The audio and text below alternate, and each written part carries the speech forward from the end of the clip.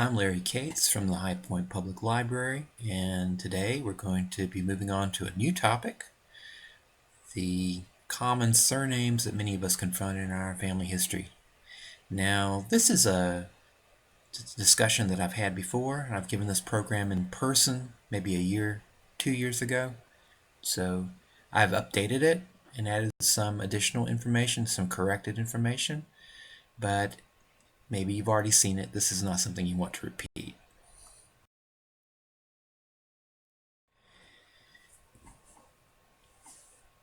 Johann Heinrich Schmidt was an 18th century German immigrant to New Jersey.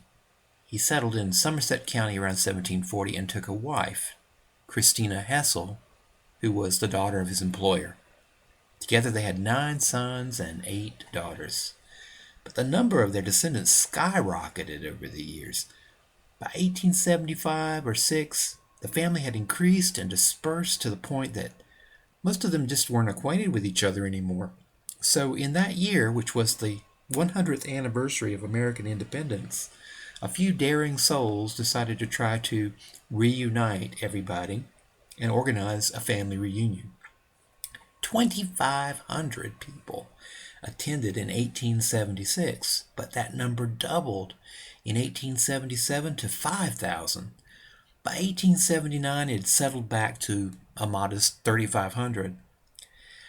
That reunion of P-Pack Smiths remained a media event for many years. Notices of the boisterous gathering were reprinted in newspapers with an emphasis on the variety of Smiths and the humorous confusion of names. One paper described the first assembly as follows.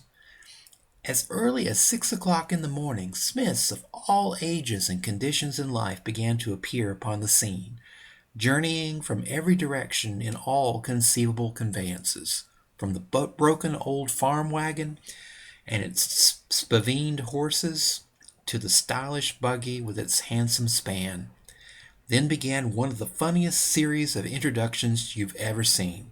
Mr. Smith from York State was made acquainted with Smith of California. He of Brooklyn and he of the Crossroads found pleasure in each other's company, linked by the bonds of Smithship. Local Smiths were designated as Smith of the Branch, Smith of Smithville, Smith from Summit, Smith of P-Pack, all Smith gatherings ever held. This was the most peculiar in one particular. Only one of the John Smiths was there, and was nearly overlooked, being always addressed by his middle name. Of course, there were noisy Smiths and quiet Smiths, bashful Smiths, and Smiths who flirted desperately with Smiths of the opposite sex, rough boy Smiths and shy little girl Smiths, and a great capacity for cake. But among all the many hundred Smiths, there were no drunken or rowdyish Smiths, and no disturbance of any kind marred the enjoyment of the day. Another newspaper quipped about the numbers present. Before 6 years more have passed, it will be necessary for them to petition for the admission of New Jersey into the Union, with certain rights reserved to the Smiths to lap over upon the territory of Pennsylvania on the occasion of their annual reunions. If they lived in Rhode Island, they would be obliged to cease at once this assembling of themselves together. This quaint little story illustrates the problem at hand. I can only imagine the difficulties trying to organize a reunion in 1876. Most of that work must have been accomplished through letter writing and slow grapevine dissemination, but maybe a few advertisements were placed in strategic locations. And still, I would venture, some of those who showed up probably weren't related to old Johann Heinrich Schmidt at all, only assumed that they connected somehow and were attracted by all the publicity.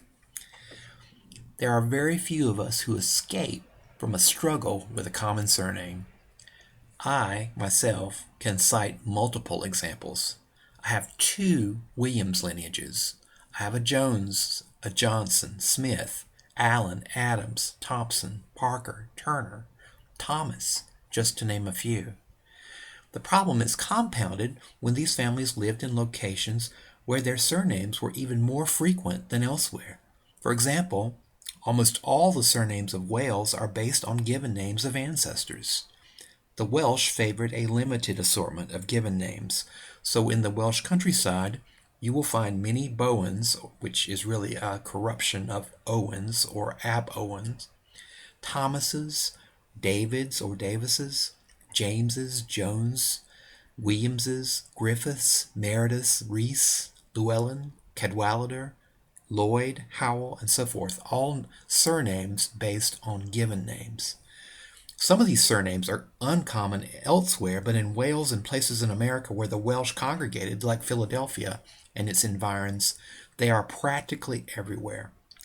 Another complication is when persons with common surnames reside in cities, where individuals of all backgrounds congregate and mingle, and where family ties and locational proximity are less important.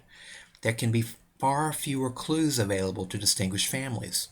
One of my Williams clans, for example, seems to have begun its American sojourn in Penn's new model city of Philadelphia in the late 1600s and resided there over 50 years before heading down the wagon road, only to settle once again among unrelated Smiths in the backcountry. Or what about those situations when a family with a common surname doubled down on the problem by using unimaginative given names and repeated them constantly? So I'm not going to say that there is a magic bullet. It's never easy. But there are certain approaches that tend to work better than others.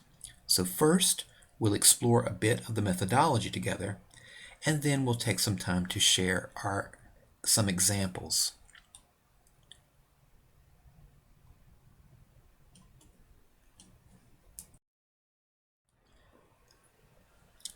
So let's pause for a moment and consider why common names tend to be so common. On the left here, you see the most ubiquitous surnames in Britain.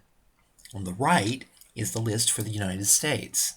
How did families acquire these particular names? That all goes back to the general reasons surnames were adopted in the first place. The process began in the English-speaking world in the late 13th and early 14th centuries. For average people of the Middle Ages, with very narrow horizons, surnames weren't needed.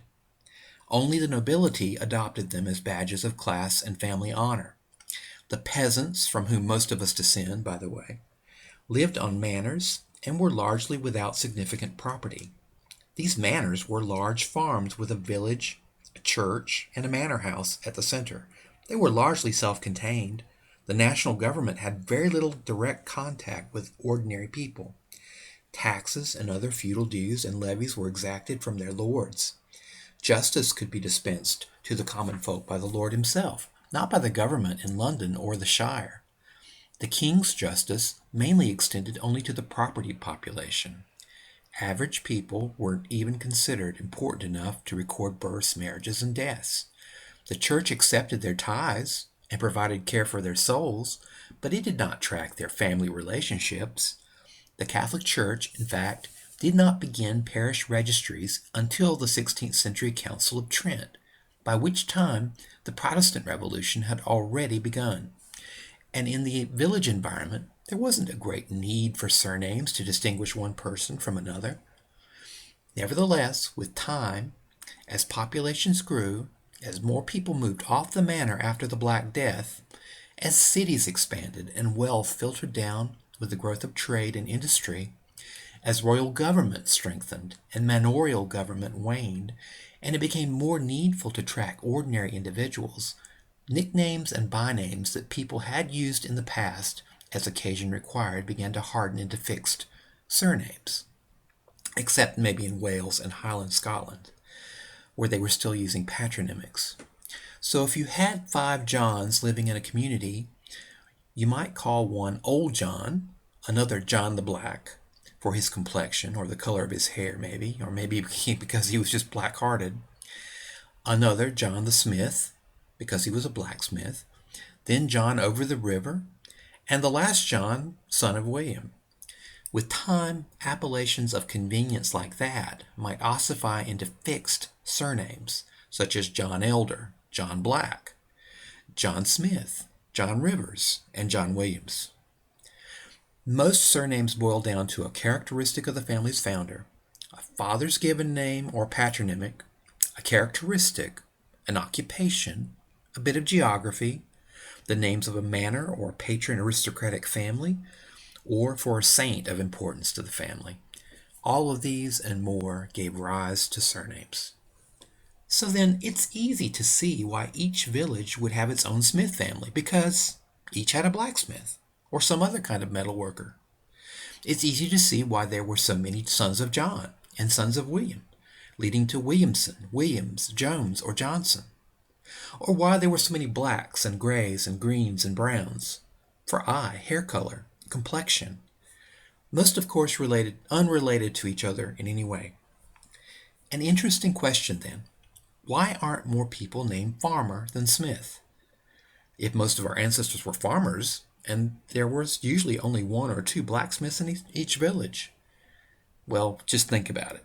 If everybody in a village was named Farmer, how would that distinguish people from each other? In my Norwood family studies, I've found many gentry families from Buckinghamshire to Gloucestershire to Kent who had all the same coat of arms and all believed themselves to be related in some way. They thought they were all descended from a medieval aristocratic family living on the Isle of Thanet in the Thames estuary. But Y-DNA study and records prove that they are not the same family patrilineally speaking. In other words, they don't have the same ancestry through the male line. There are a couple of potential explanations. Norwood simply means north of the wood. So in different parts of England, a family living north of the local woodland might take that name.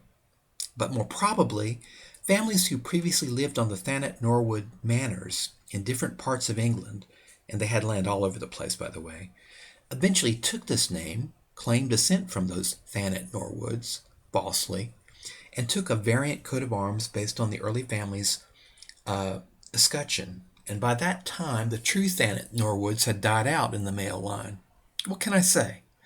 When a family gained some money in the early modern period, a claim brought before the Herald of Arms, who controlled those family devices, was likely to be credited, whether the case had merit or not.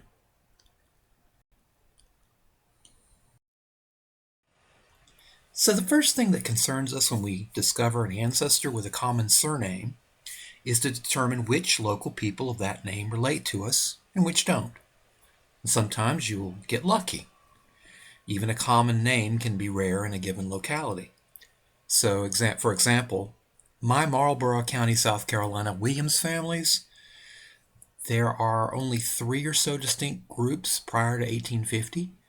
Mine are absolutely the poorest and the least documented of the 3. There are only 2 main Parker families in old Montgomery County, North Carolina, prior to the 1841 creation of Stanley County. Mine lived on the left bank of the PD in modern Montgomery County, originally from Brunswick, Wick, and Lunenburg counties in Virginia. The other family lived on the right bank in modern Stanley County, and they were originally from Southampton County, Virginia. There are very few Parkers not related to one or the other present in the county before 1900. This last illustration brings us to a very important point. Even when the surname is very common, families who properly belong to one kinship group tend to cluster together by geography to the exclusion of others of that name. And when I say geography, I'm not really talking about county or state boundaries. I mean something much more specific than that. I'm talking about geography in terms of drainage basins and roads, settlements within valleys surrounded by uplands, crossroads, or communities centering on towns and churches. Very frequently, settlements across county lines and even state lines will exist. So grab a map and locate your mystery ancestor. Then use those handy indexes of abstracted or transcribed records that clutter our shelves in the HRC and look up by the name of the creek they lived on in conjunction with the surname index. What other people of that surname lived nearby? What other people who had married into that surname lived nearby? That's always a good clue. A good example of this is my ancestor named Thomas Jones, who died about 1817 in Randolph County, North Carolina. Thomas Jones is a terribly common name, and I was completely stuck at him for many, many years. In fact, I thought for a very long time that he was probably the immigrant ancestor. Then someone pointed out that one of his neighbors was an older man named Aquila Jones. Now, Aquila is not such a common given name, and it turns out that this Aquila was probably Thomas's father. Further research, including genetic research, has borne that out. Even better, get out your ruler and protractor and try to map out your ancestor's neighborhood. You can be pretty sure that more than one of the people living nearby are his near kin, whether they share his surname or not.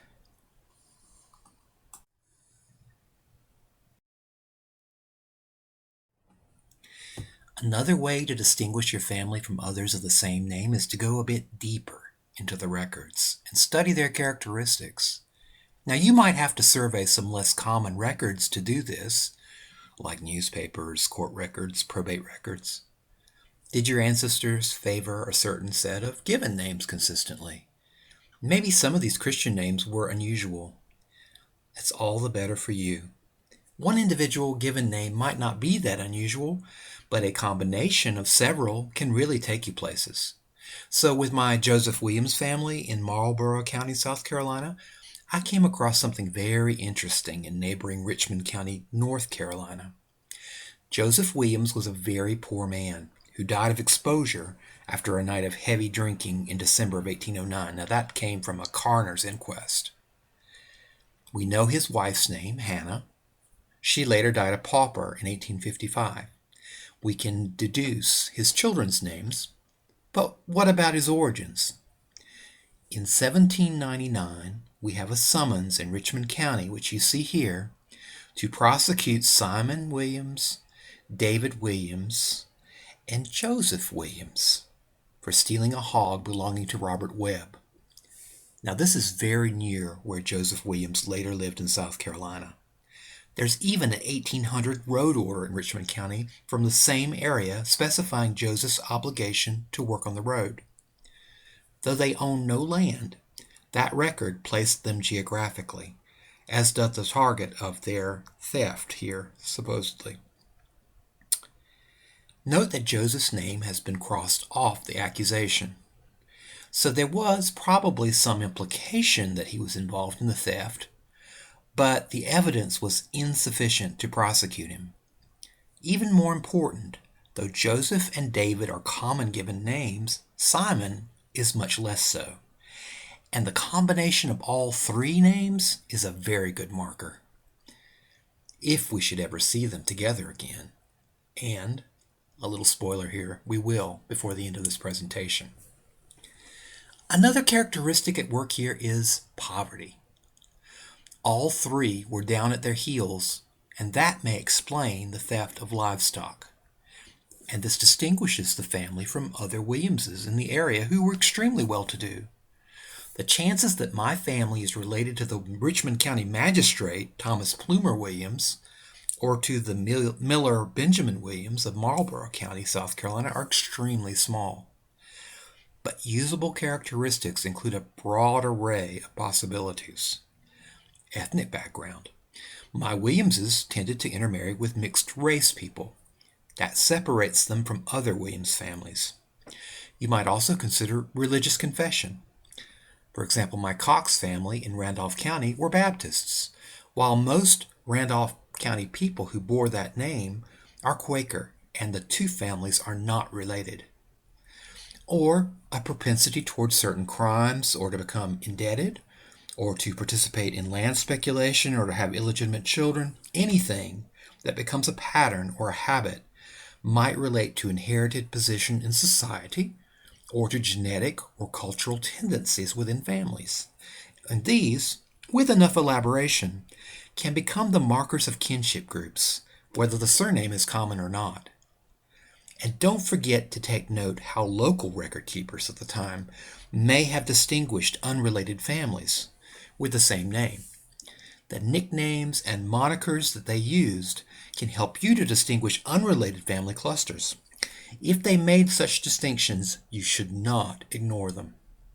For example, clerks distinguished my Cole family in Richmond County from a much wealthier set of Coles who used many of the same given names, by the way, by nicknames Sandhills and Maryland. Now, Sandhills is a reference to the infertile part of the county where they lived, and Maryland is the place where they originated. The other Coles were from Pennsylvania, and they lived in much better areas of the county where the land was more fertile.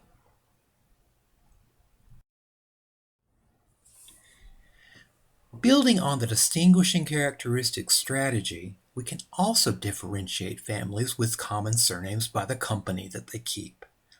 Now, it's usual in advanced genealogical research today to speak of the fan club for ancestors. FAN. Friends, associates, and neighbors. Each of our ancestors has a pattern of association with certain other individuals and families, which can prove to be a marker of a distinct family group. So in order to build a fan profile, we need to dig deeply into the records to document every association that we can. Who sold land to my ancestors, and to whom did they sell land to? Who lived adjoining them? Who witnessed the deeds that they made and their other legal instruments? Who secured their bonds of whatever type, including marriage bonds, appearance bonds in court, prosecution bonds, administration bonds, etc.? Who married into their family? Who got into controversies with them at law? Who showed up as witnesses in their court cases? Who loaned them money, or to whom did they loan money? Who secured their debts? And who served as their administrators and executors? And I could go on and on. The idea is to bring other, less common names into the mix that will serve as marks of distinction. When you meticulously accumulate and document the fan club, you will begin to see patterns of association that unify families and distinguish them from others, even if the surname is commonplace. The drawback to this approach is that it is time-consuming, and it requires deep research, sometimes in unindexed records. But it's so rewarding, and it can lead to so many insights about these folks as individuals. Sometimes with a family of this description, you really don't have any choice anyway.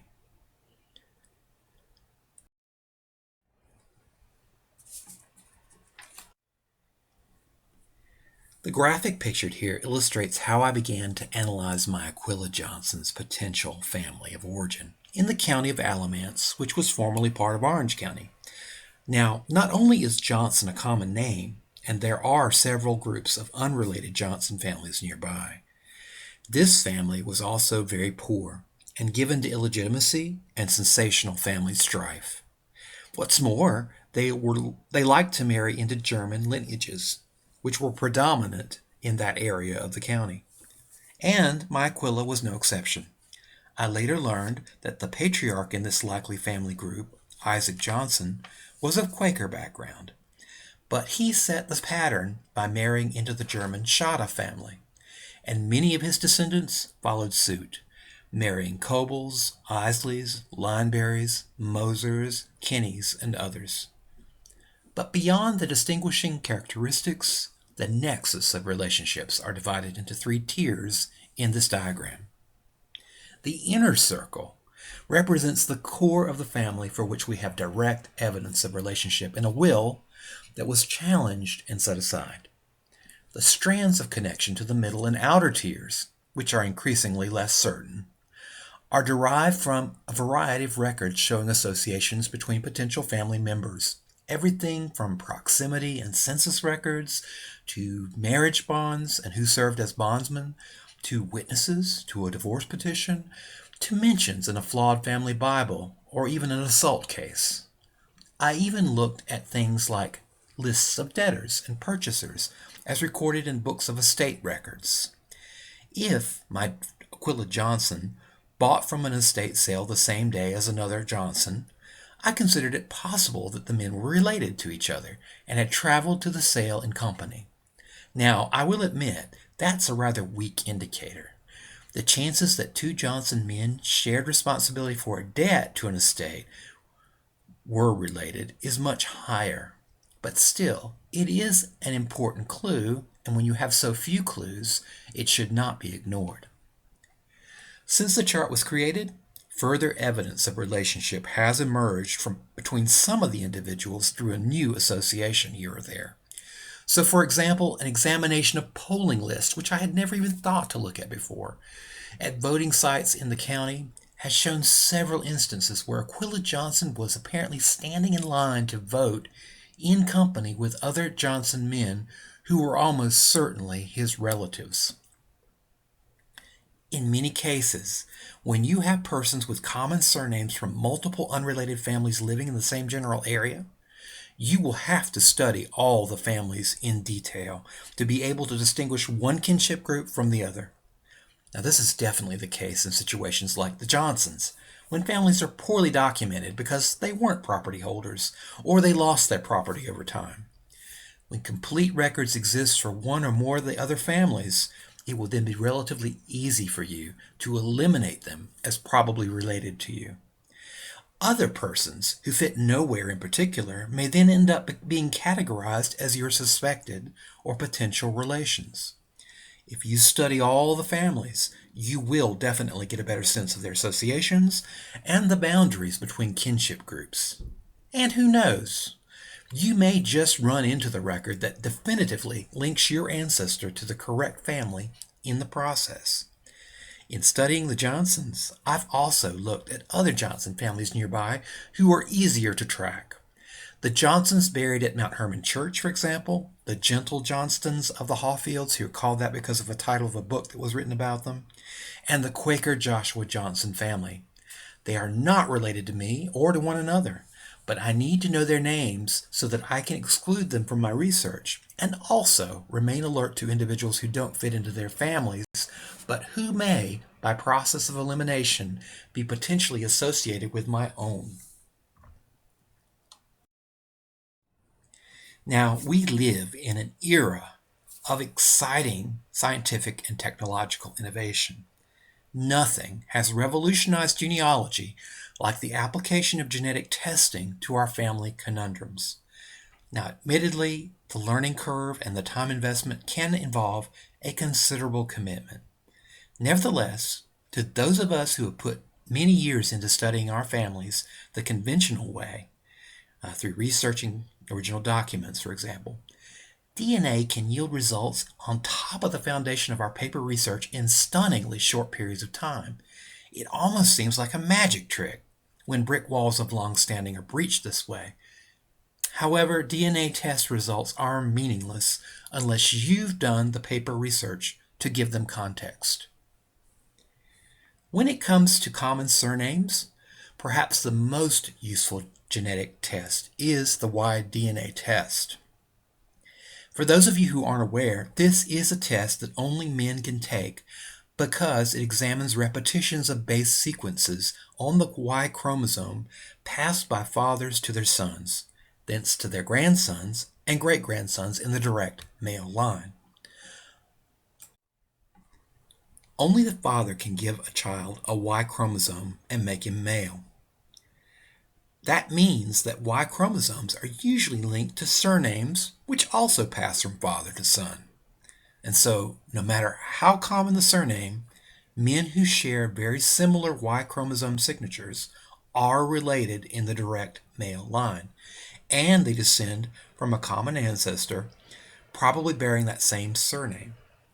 That ancestor, that male ancestor, could have lived 50 or 100 or even 300 years ago, and yet Y-DNA would still link them together.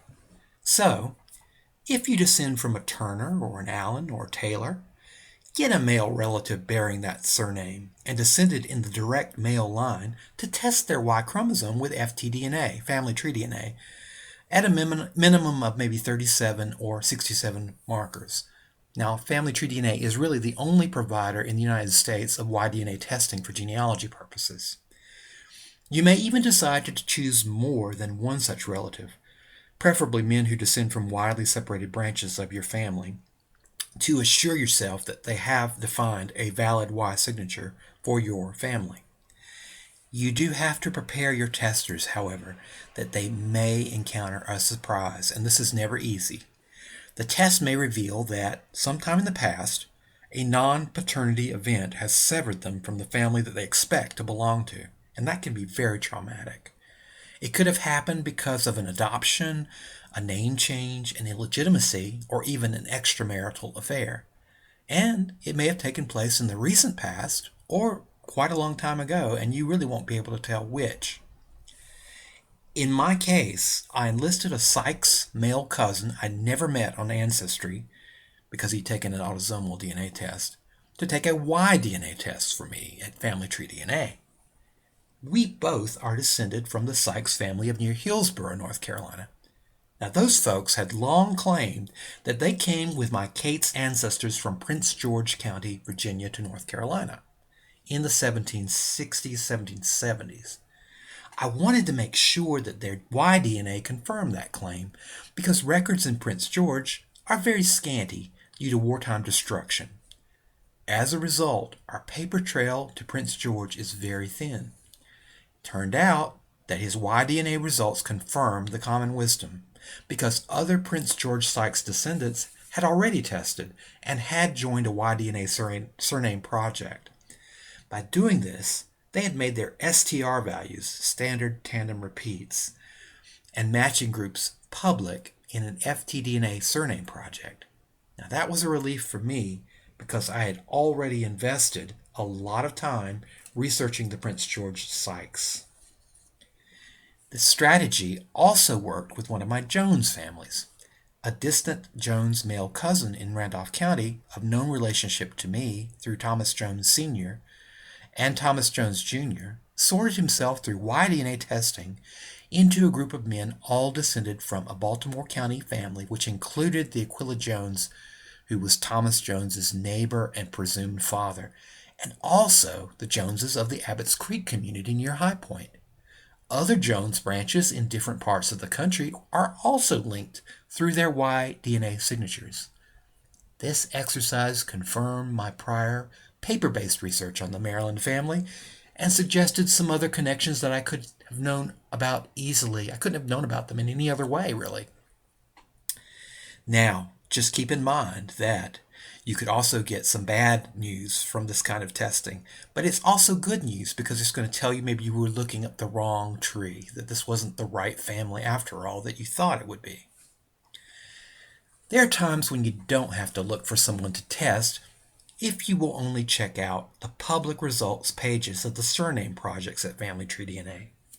When you look at the earliest known ancestor column in the test results, you may see that a particular tester is descended from a person of known relationship to you, and take advantage of the clues provided by others in that matching group. That's what happened to me with my Allen family of northeastern Montgomery County, North Carolina, near Candor and Starr. They lived on Wolf's and Williams Creeks. They used the given names like John and Joseph and Reuben, George, William, and Samuel. They came to the area in the 1740s when it was first being settled, and there was no telling precisely where they originated. Plus, the records of Montgomery County and its parent county Anson are very sparse. So how was I to determine the prior location?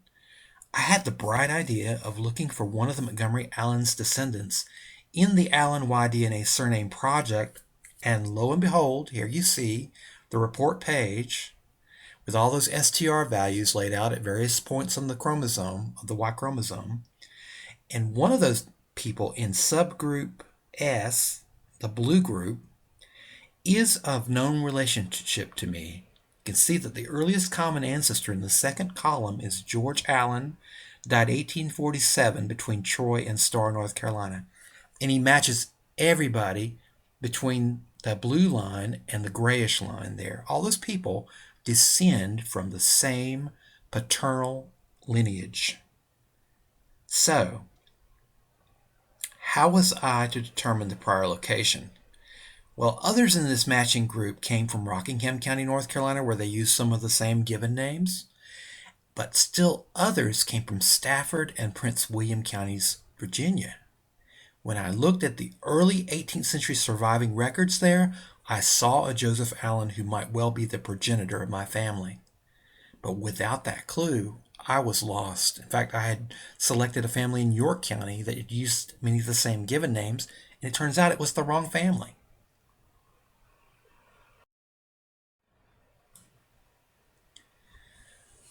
Autosomal testing looks at 700,000 unique locations on all 22 pairs of our non-sex chromosomes, or autosomes. So you can do a different kind of DNA testing that way.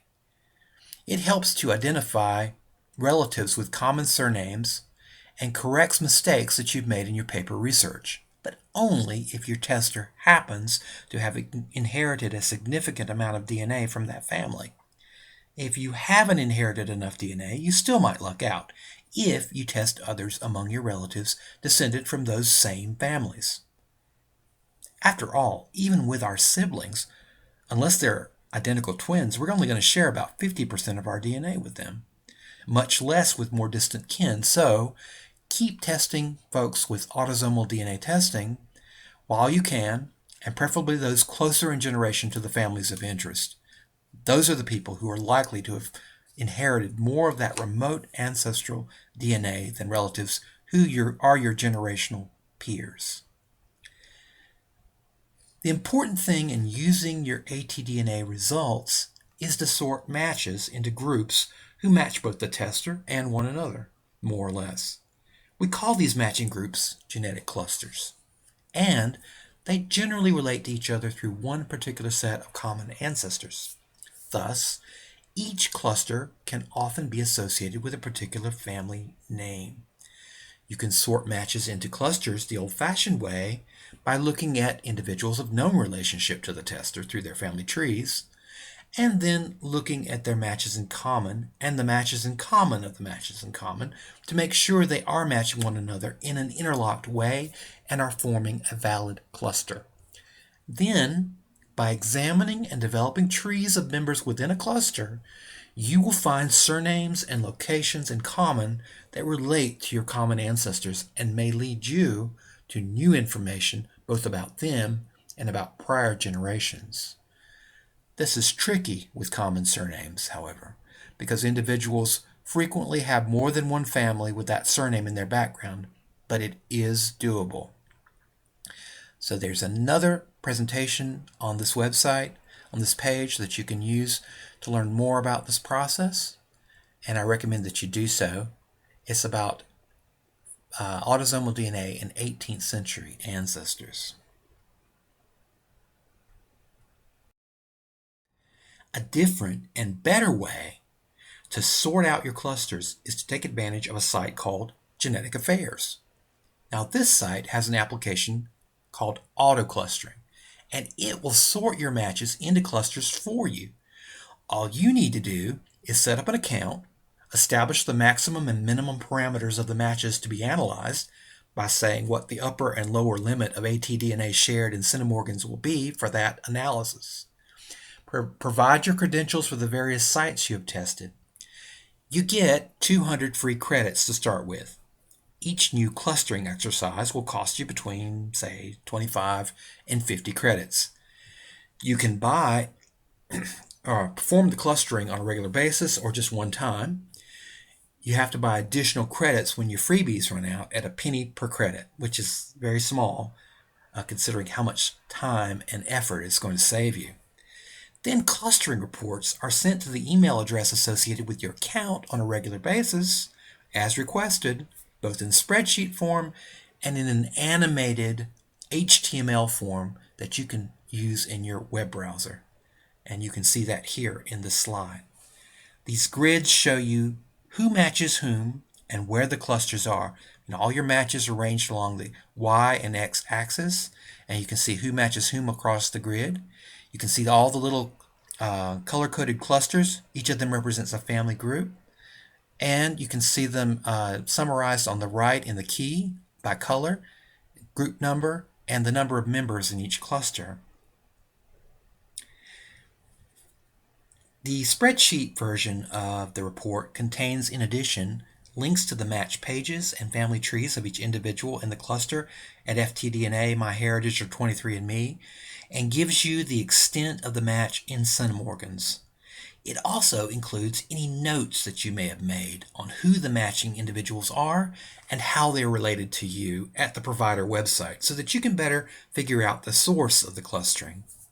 Sadly, last year, Ancestry DNA sent a cease and desist letter to Genetic Affairs, so they're no longer able to provide the service at that site. So unfortunate that is, because Ancestry has the biggest testing database by far, and it's a big task to sort clusters out. I'm really hoping that they will resolve their legal issues. So in my father's kit, I have a cluster that is related to my George Smith family in Orange County, North Carolina. George Smith, who was born about 1775, he died about 1842. He was my dad's third great-grandfather and lived on Collins Creek, which is just south of Chapel Hill near the Chatham County line. He married into the Weeks family. Within this cluster are descendants of several of George Smith's children who remained in the county of Orange. Those people are easy to explain as my dad's genetic cousins, but some of the Smiths moved west. How could I determine where a few of them went? Well, it turns out some of the descendants of these missing Smiths have also tested their DNA and fit into this cluster. In particular, my uncle Joseph Smith, who was a son of George, it would appear that he removed to Jasper County, Missouri via Tennessee. I found him in several of the family trees of testers within the Smith cluster. And everything checks out. The later census records show him being born in 1798 in North Carolina. He married in Orange County, and I can identify his wife through that marriage bond. She was Sally McDaniel, and they were married in 1817. There would have been little chance of tracking him down among so many Joseph Smiths without help from autosomal DNA matching. Further, this is a very important discovery and corrected a wrong turn I had taken in my Smith research and had assumed to be true over so many years. Turns out, a direct male descendant of Joseph Smith out in Jasper County, Missouri, had tested his Y-DNA at Family Tree DNA. I didn't know how to recognize him because I did not know where Joseph Smith went until I started looking at my dad's results. So he is the only Smith in my kinship group to have tested so far. I'd long thought that Reuben Smith, a local constable in the Hawfields area of Orange County and a Revolutionary War pensioner, was the father to my George Smith. And I thought that because he stood as the bondsman for George's marriage in the 1790s. He did the same for a number of other Smiths around that time, and I thought all of them were probably brothers and sisters and children of Reuben. I could think this because Reuben left no probate records because of a debt problem, and also because he had deeded away some of his land to younger sons later in life. So there really wasn't any proof of his older children, although it was clear that he had some. Proximity and the marriage bond were all that I had. It turns out that Y-DNA from Joseph Smith does not match known descendants of Reuben Smith or his collateral relatives. And furthermore, when I asked my uncle to test his autosomal DNA 2 years ago, it turns out he had much stronger DNA inheritance from his Smith ancestors than even my dad had. His Smith cluster was larger, and it suggests connections to other Smith lineages than I'd ever dreamed. Whereas Reuben Smith came from Pennsylvania, and we know that because of his Revolutionary War pension application affidavit, it turns out that my George Smith was connected to a William and a David Smith, who's sometimes called Davis Smith, who were briefly present in Orange County, but came from Brunswick County, Virginia before that. And they also seem to have been connected to a Blaylock family from there, probably through George Smith's mother. I also discovered that a court record I had located years ago in Orange County about the adultery of one Sarah Smith with Stephen Kirk in this area of the county dating to the 1780s was related to my ancestors.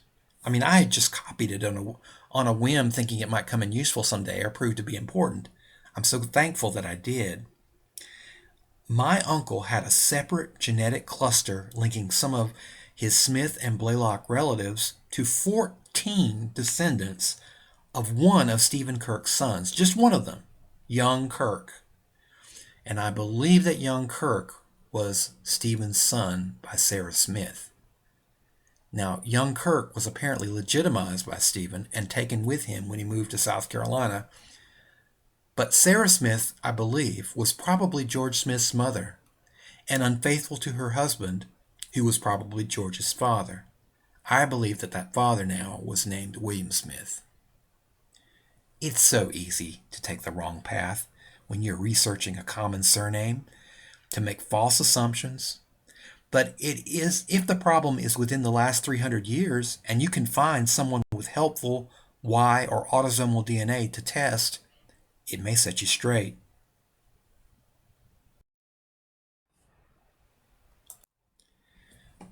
One of the most difficult things about tracing your common surname is pushing the lineage back from a known location to an unknown location where your ancestors lived previously.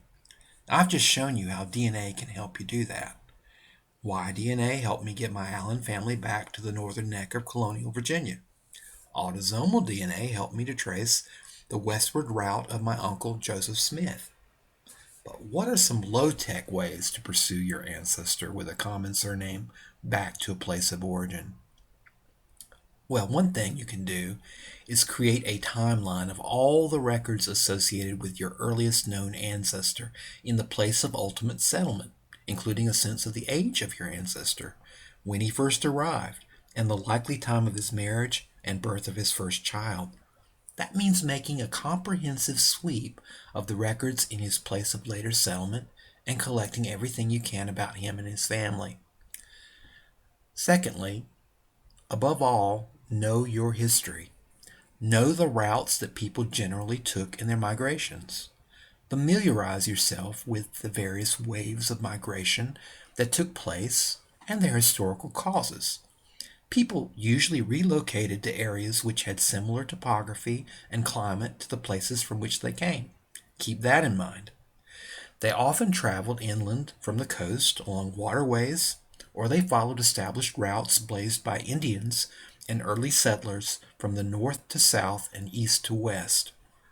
You may have to search the records with a focus on published abstracts and transcriptions of many counties along the usual travel routes, looking for traces of families which bear some resemblance to your ancestors.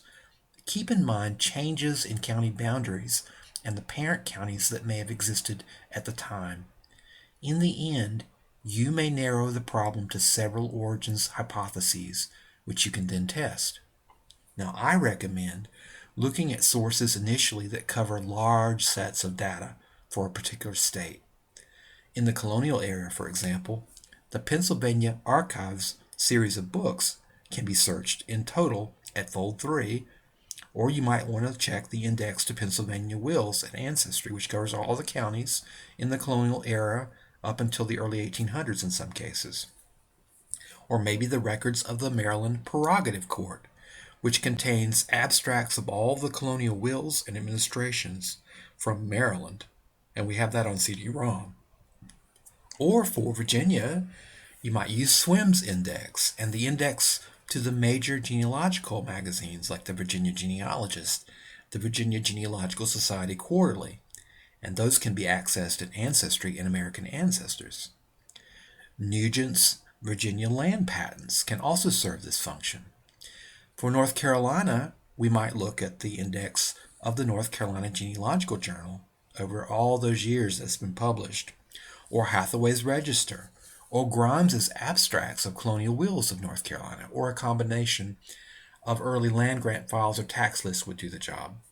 We call these omnibus sources people finders, and they can help focus your research down from a state or a colony-wide search to a more specific area or set of areas.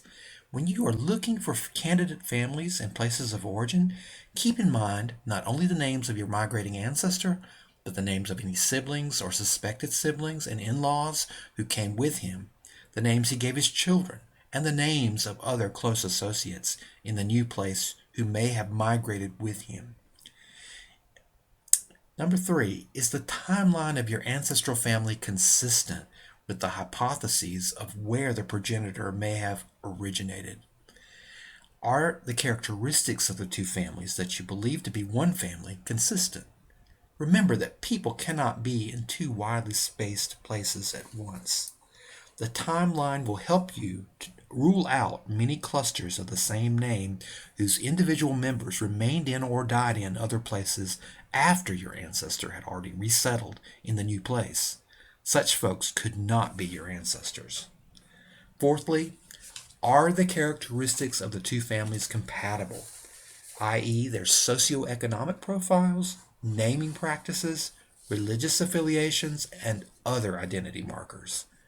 Quaker affinity, for example, or violent and unruly behavior when it comes to my Williams family. Look for names of early associates in the 5th place of your ancestor, in the place of ultimate settlement.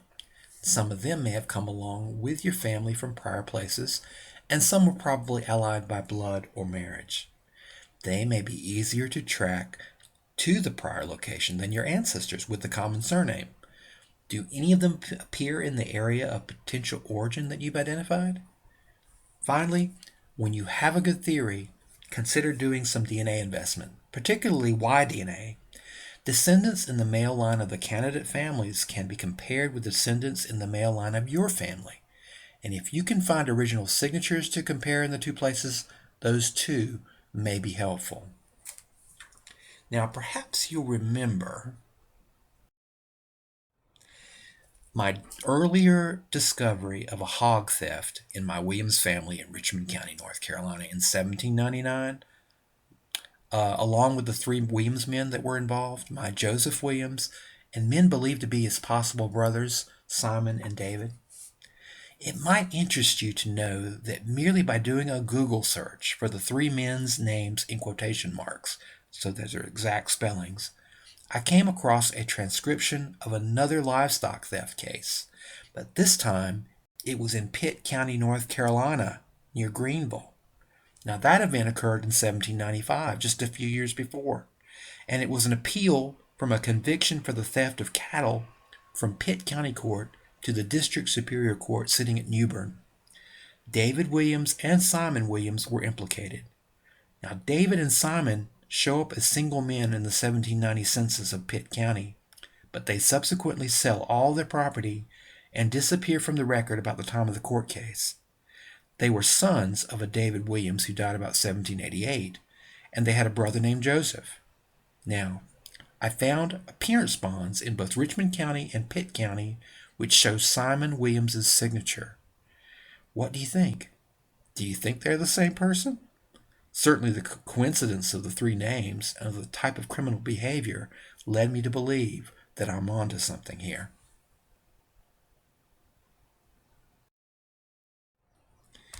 Now, this is normally the place where I would stop in this presentation and allow people to talk about their common ancestor woes, but I can't do that with you through the internet. So take some time to reflect on some of the problems that you have been facing in your research with the common surnames, and think about some of the methods that I proposed and how they might be applied to your situation. All the tools I've talked about today can help you with a common surname. Studying family characteristics, trying to sort local families of the same name by patterns of association and characteristics, creating timelines, deep and comprehensive research in less familiar record categories, looking for clues given by officials to distinguish people of the same name, studying all the persons of one name in a given locality, not just those you believe are related, looking for Christian naming patterns, looking for relevant autosomal DNA clusters in your testing results, or following Y-DNA surname projects. All of these methods and more can lead to some stunning results with time and persistence. Common surnames are daunting, but all families Even those who bear these names have distinguishing characteristics and markers that differentiate them from each other. If you're tenacious, you may find the answer you're looking for.